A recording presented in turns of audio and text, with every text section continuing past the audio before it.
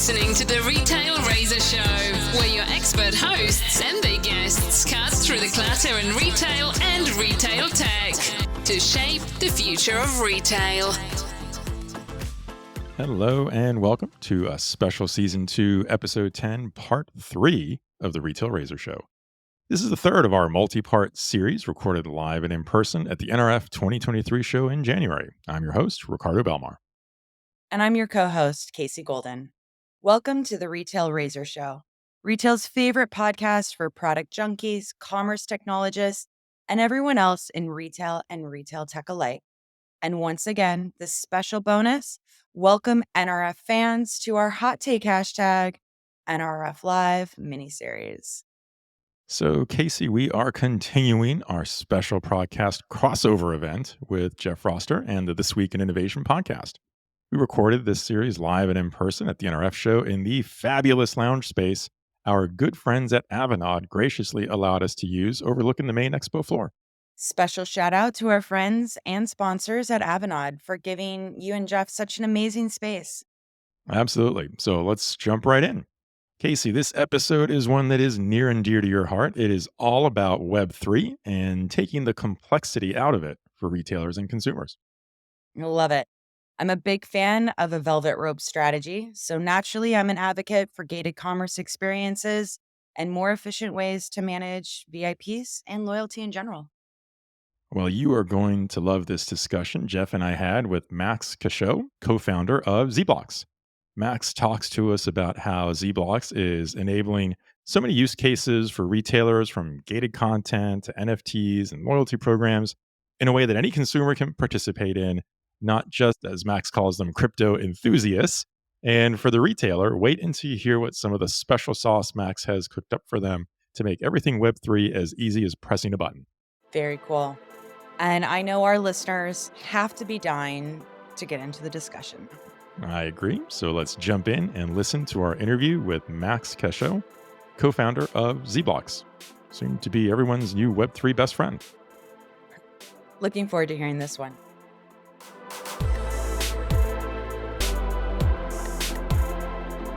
Hey everyone, we are back at the NRF 2023 show, continuing our bonus series. I'm Ricardo Belmar, and I'm here with special guest host Jeff Roster from This Week in Innovation. How you doing, Jeff? I am tired. It's like, I don't know, I was going to say which day it is, but I've lost track. I just know it's the last day. It's the last day. Well, actually, it's well, not. Sort of. Some of us are still working Some of tomorrow. us are still here tomorrow. Me we too. have meetings Wednesday. There's still meetings on Wednesday, so I can't even say it's the last day. I am exhausted, but I'm elated. Yeah, exactly. Fantastic show, fantastic energy. I'm with you on that. Just an amazing, amazing celebration of retail and the energy in the startup community, the energy in the tech landscape. Fantastic. Right. Yep. I agree. Well, and to that end, we have one of those tech stars with us today. So I'm going to introduce Max Cacheux, co-founder of Zblocks.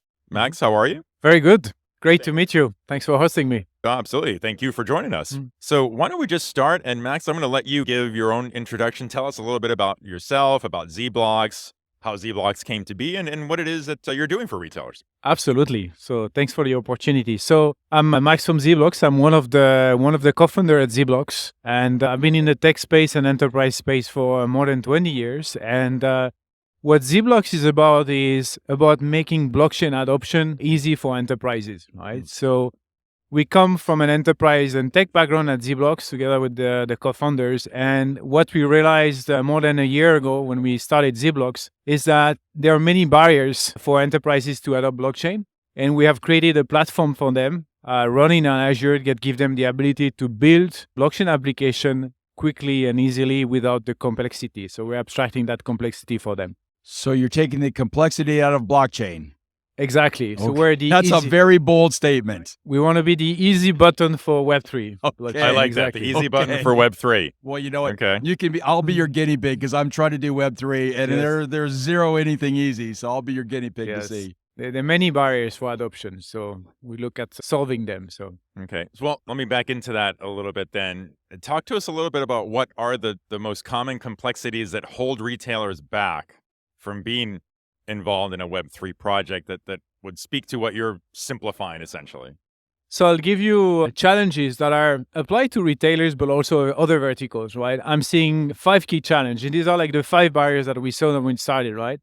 So number one, you have a lack of blockchain developers, right? They're hard to find, they're expensive. Blockchain programming language are complex. Number two, Web3 world is different from the Web2 world. I mean, we're talking about crypto wallets. You need your private key, your public keys, and retailers and others are used to email IDs. So how do you reconcile it, right?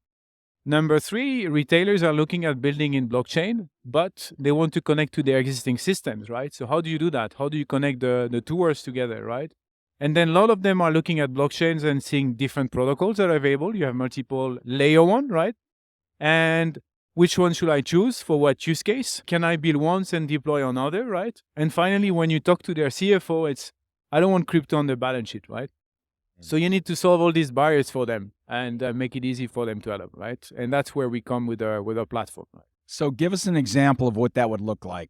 So one of the vertical use case that we built on the platform is a solution leveraging NFT or digital tokens that give them the ability to engage with consumers. And they can engage with consumers in acquisition, in retention, and leveraging this digital token for loyalty program retention. And we're seeing a lot of potential of the NFT technology for such use cases, right? Because it's becoming harder to acquire customers for them. So using Web3, using blockchain for retention, for loyalty has a lot of potential. And we're seeing a lot of very interesting use cases around that. And we're helping them in that space. Give me an idea when you have this conversation with the retailer around loyalty. I'm thinking of, I guess the example here is you'd be talking to a retailer who wants to add value into their loyalty program beyond, let's say just offering someone discounts, which so many loyalty programs do. Yep. But I'm guessing your message to them is if by leveraging this technology, you're going to have something much more tangible to offer in a loyalty program. Yes. So we're not telling them, to throw away their existing program. What we are telling them is, hey, if you add this additional layer, leveraging this additional layer of blockchain, there's some very interesting use case that you can do, right? So if you look at, for example, the utility that you can provide with the digital token, you can provide gated access to certain content. So it could be a website where I'm giving access to VIP customer to a pre-sales event, right? And only the NFT holder are able to access it, right? It could be an NFT or a token that give you access to an event in real life or in a digital, right? So on the very interesting use case around utility, the transferability, right? It's one of the key property of these tokens, makes some very interesting business cases, right? So you could have a membership that I can transfer to friends that I could potentially resell. You could potentially collect royalty from the resale of that membership, right? So there's some very interesting use case around the transferability. What we're seeing as well is around customers that are creating collectibles, and they are rewarding with these customers with the collectibles, and there's a gamification around this collectible that can be exchanged, traded as a way to engage your existing community of consumers as well. I like this concept of, the ability to offer the gated access to things or use that as a token to access things in real life events. Do you have some examples of retailers that are pursuing that and how they're, what's the impact of them doing that is what I'm curious. For example, when you have this conversation with the retailer, will they ask you, how do I measure the impact of offering this? How do I know this is going to create more loyalty with my customer versus what I'm doing today? Yes. So that's definitely a key question that they have, right? What is going to move the needle versus my existing Web2 program? So in many of these cases, it's very new. We might not know in advance, right? So what we do is that we're able to connect these NFTs and this blockchain solution to their existing CRM and marketing tools. So they have the ability to do A/B testing and compare what is the engagement of this token, right? So for example, we're giving them the ability to mint NFT that can be dynamically updated with different offers and push notification and token gated access. And they can provide some very interesting, token gated access to these customers, right? The token gated access that we see that makes sense is access to special offers, e-com website, or access to a special community room where you can meet other consumers that have the same interests as you, so that you get a sense of community ownership as well. So that's also an interesting use cases that we're seeing there. How much work does it take to do that? So in other words, let's say I'm going to watch the San Francisco 49ers win this Sunday. Yep. And it's such a logical thing to say, if I'm going to go to that game, why don't I just have coupons, programs, unique content related to that game? And why don't I send it out? Why don't I brand that? Why don't, Levi's Stadium is in Silicon Valley, Intel's all over it. Why wouldn't they create programs or something specific to that event? Yes. How hard is it to do that? So we're making it very easy for the brand or the retailer to create this campaign, right? Okay. So starting from one-click minting, right? So you just upload the content that you want. The NFT is being minted very easily. We can distribute that across different channels, and we make it easy so that 100% of consumers are able to claim it, right? So I don't know if some of you have been trying to claim an NFT. It's quite complex because you need to set up crypto wallet and keys. So here we just do one-click claim experience. Never tried to claim an NFT for exactly because that of that reason. complexity. So here, exactly. So here, that's what we looked at, because when we talk to brands and retailers, they say, hey, I want to engage 100% of the customers. I don't want to talk to the crypto enthusiasts. So we're making it very easy. It could be a QR code on a big dashboard. It could be a text message, anything. And in one click with the social media ID, you're able to get the NFT. It arrives in the wallet. You might not even know it's blockchain. Just look at a coupon. Why would I care? You wouldn't care, as a right? consumer, why would I care? You don't care, right? And we're able to update that dynamically. So we provide them with the platform to build these use cases, right? And then based on what they want to do, how they want to engage a consumer, we give them the ability to remotely update that token and provide different experiences while getting all the analytics from these experiences, from the blockchain, back to their existing marketing tool, right? So back to the A/B testing. How can I compare that versus my Web2 marketing campaign? What is the click-through rate? How are people engaging? Are they taking the offer? Are they transferring it or not? So what is working? What is not working? So this analytics is really important for them, and we provide that to them as part of the platform. So in that scenario, fully built out, when would I get that NFT? When I walk in the stadium, do I scan a barcode? Does it come to me via text? Do I have to give? How do I actually start that whole process? Imagine you arrive in the stadium. There is a big jumbotron. There's a big QR code. You scan that QR code and the jumbotron. Then one-click access. You log in with your social media ID. It could be Instagram, Facebook, Gmail, Outlook 365. You get the NFT, it arrives in the wallet. The wallet gets automatically created. You don't even know you were in the blockchain, so you have that token. And it will be a branded wallet that is made available to the brand. And that could also be made available as part of the existing app. So we have a way to integrate with any existing mobile application from the customer, right? So the onboarding is seamless, like a Web2 experience, right? Because we want to have everybody on board. We don't want to lose anybody, right? So we're not only talking to the crypto enthusiasts there. And the verification is in the social media login or the ID. Yes, the social media login. And then what's interesting is that suddenly you can see from your CRM, hey, I have all this person who logged in, I have their social media, and now you have a direct relationship with them, so you can further engage them, right? So you can engage them during the event, after the event. They can receive an additional NFT that is memorabilia of that event that they attended, which could be a collectible, which will have value because that was an important event. Pictures. There could be a video of the event tied to it, right? And then they have the possibility to upsell you and engage for further events, right? So it's really, we're talking from a switch from CRM to ORM, ownership relationship management, where ORM? Yeah, Ownership? owner relationship management. Owner relationship Have you management. heard that one right? yet? I can't say that I have. That's a new new term one. on me. Yeah. I'm paying attention here. I'm learning. We got a new So- word. Yeah. there. RM. In the future, brands are going to need to have a direct relationship with the wallet of consumers, right? Interesting. In the Yeah, past, you right. had a connect with the emails, but we're missing many of our emails today. Not everybody's reading emails. Well, by so, design, Right, actually. Yeah. Right. Yeah. By design. So yeah. in Just the so future, you know, I am right, doing that on exactly, purpose, my friend. right.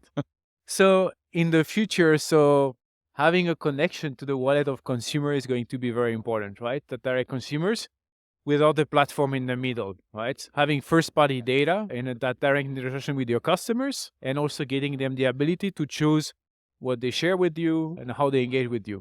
I mean, I have garbage 95134 at yahoo.com that I give to Right. retailers because they have proven to me they are not trustworthy with not spamming me. So Yes. you're telling me I now I'm going to give access to a wallet so I can't get rid of them? That's I guess Yeah, from a consumer but- that's a concern.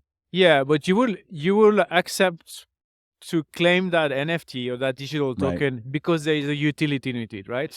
If I'm a retailer and I'm just minting and distributing NFT, you need to provide goodies, right? So if you are not providing value to that consumer and with the roadmap of features that provide benefits to them, they're not going to be interested Okay. to engage with you, right? So that's super important. Okay. Interesting. Okay. So from the consumer's perspective on this, if I go through, I'm engaging with a retailer, I've done this, I'm not a crypto enthusiast, so I'm thrilled that I don't have to know anything about that, right, in order to engage in this Yes. manner. I'm curious, what happens as that same consumer goes to another retailer? Do they know that they have this crypto wallet, this digital wallet that's been created? Are they taking that with them? Does that sit with with that retailer they got it from, or how does that part of this work for the consumer? Yes. So typically what we provide, we give the ability for the retailer to mint and distribute these tokens very easily to any consumer. And when you click on that link that you receive, either on social media or via text message or via email, right? Or in a Jumbotron on a QR code that you see on a product, right? One click, you have a wallet that gets automatically created. This wallet is a branded wallet, right? So it will be a retailer branded wallet, and it gives the ability for the retailer to engage you through that wallet, right? So it's like a direct connection between you as a retailer and the consumer, right? As a consumer, if I'm a crypto knowledgeable person or I already have a wallet, I could potentially transfer that to another wallet where I have all my NFT or tokens, right? But another retailers would not know that a retailer sent me that token, right? So there's no sharing, right, of this data, right? So how many wallets would I have? Hundreds?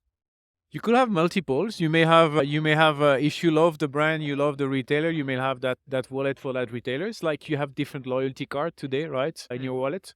Okay. So you could yeah. have different NFT wallet with different experience that the retailers are providing. you, NFT wallet by store Yes. or brand or whatever. Possibly, Okay. right? Yeah. Wow. Interesting. The key is for the retailer really to provide utility to keep you engaged, right? There needs to be a benefit for me to come back, being part of a community, getting coupon discounts, invitation, tokens, points that I can exchange. So this is really the key for the retailer to engage with, right? How far off do you see mainline adoption, maybe 30, 40% of retailers doing something like this? So I think in this year, we're going to see definitely a lot of movement in that space. You probably have heard about Starbucks. Right, So Starbucks right. have an amazing Web2 loyalty program. And they decided to revamp that and basically add a Web3 layers to provide new experience to their consumers. So this program called Starbucks Odyssey is going to be launched this year. And everybody's looking at that. There's still some secrecy around that, but I think it's going to be a lighthouse for many retailers and many B2C brands. Many of the brands that we're talking to, they are really looking at creating token-based loyalty programs, right? Airlines, hotels. So it's happening across the board in the B2C space, right? Because it can allow you to create new experiences that are not possible in Web2 today. And it also provides an additional layer of security. Again, the transferability of these tokens make it very interesting in terms of new use cases as well. So, Okay. All right. Interesting. It's a pretty aggressive prediction. We'll see. yeah. Yeah. Okay. Be watching that. But we need, as Satya Nadella was saying a few days back, we need a chat GPT moment in Web3. and we think, That's right? that's a a good pretty way to put it. pretty high bar to get over though, Yeah. to say the And least. I think the use case that we're saying where there's a lot of interest is really around the loyalty, around the experience that you can provide, right? So Right. how do I engage consumer differently? How can I get first-party data, first-party customer engagement? So there's a lot of interesting things. We're discovering every day. I'm discovering new ways of using the technology. So every day, so there's a lot of use cases that are being brainstormed right now. So it's a fantastic space to be in. So Sounds Wow. good. Where am I going to bump into your technology? cool. Any examples today that I can use? Yeah, you can use it for, we did recently an NFT marketing campaign for a major retail bank in Asia called Axis Bank. Yeah. And what they wanted to do is to target younger audience, Gen Z millennial. So they minted thousands of NFTs, and this NFT gave you the ability to enter into contests and win the tickets for a World Cup, right? So the more you reshare the token and talk about it on social media, you could increase your chance of winning the tickets, right? Thanks for the warning on that one. Yeah. And they were able to see click-through rates were much better than the existing Web2 marketing campaign. Interesting. And very interestingly, the quality of data that they got back to their CRM was very interesting because they were able now to engage directly with these consumers, younger audience, to try to convert them as customers. So that was a very interesting NFT marketing acquisition use case. The other use case that we're seeing are on the loyalty space. So brands that want to reward consumer with experiences. So again, the token gated access is very exciting around that. So Okay. Interesting. Well, I guess definitely something we're going to have to be watching out for, Yes. Jeff. Yeah, boy, oh boy. And there's a lot of use case. One that I didn't talk about as well is the digital passport certificate. We're seeing a lot of retailers looking at this, either in the fashion or in white goods. So a token being a digital passport certificate of your product where you can have your warranty, proof of purchase. You could have all the maintenance. If it's a white goods, for example, if it's a fashion NFT, you could potentially wear it in the metaverse in a game where some people are spending a couple of hours per day. So there's also some very interesting use cases there. So I guess the one last question I have for you on that just triggers from as you were describing that. Is there a particular segment or segments within retail that you think are more inclined to be the early adopters here? You know, where do you expect to see it more in fashion versus luxury goods versus home goods and so on? yes. Are there leading segments that you expect to see this year? Yes. So we're seeing a lot of traction in luxury and fashion with retailers that also produce their own product, right? So not pure retailers, but designers and retailers, because this token can have all properties, right? It could tell the story about the brand. Who created this? Where did it come from? Was it responsibly sourced or made, right? What is the story? It becomes like a proof of ownership, proof of authenticity. It could be a token that I transfer to someone else when I'm reselling it. And to the brand is like super important because you can then engage with the secondary market customers.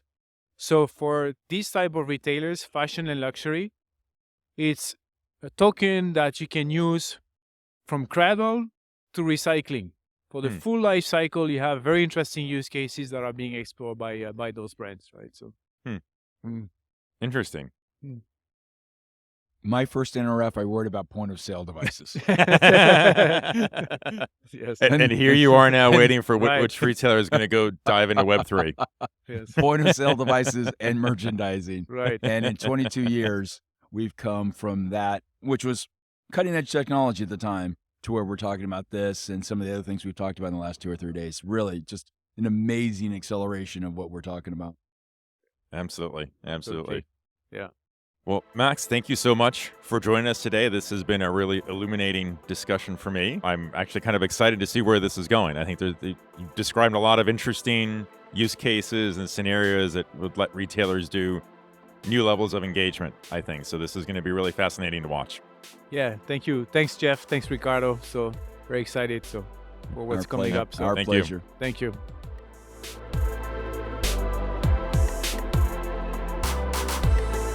Welcome back, everyone. So, are you as excited as us to watch how retailers and brands will use Web3 and blockchain to transform their customer experience? It's truly more than meets the eye. Hey, wait a minute. I thought that was my line. I thought I'm the one who's supposed to make all the 80s pop culture references. As soon as I said it, I knew.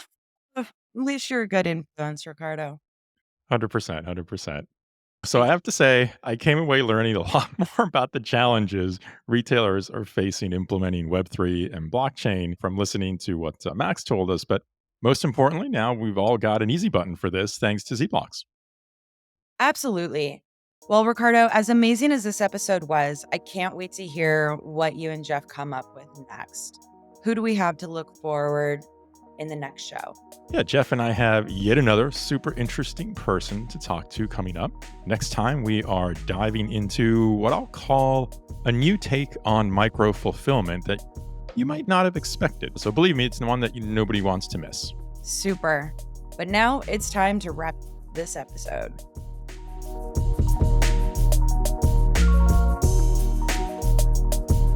If you enjoyed our show, please consider giving us a 5-star rating and review on Apple Podcasts.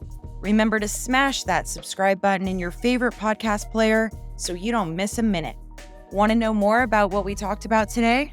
Take a look at our show notes and handy links for more deets. I'm your co-host, Casey Golden. And if you'd like to connect with us, follow us on Twitter at KCC Golden and Ricardo_Belmar, or find us on LinkedIn. Be sure and follow the show on Twitter at Retail Razor, on LinkedIn, and on our YouTube channel for the latest updates and content. I'm your host, Ricardo Belmar. Thanks for joining us. And remember, there's never been a better time to be in retail if you cut through the clutter. Until next time, this is the Retail Razor Show.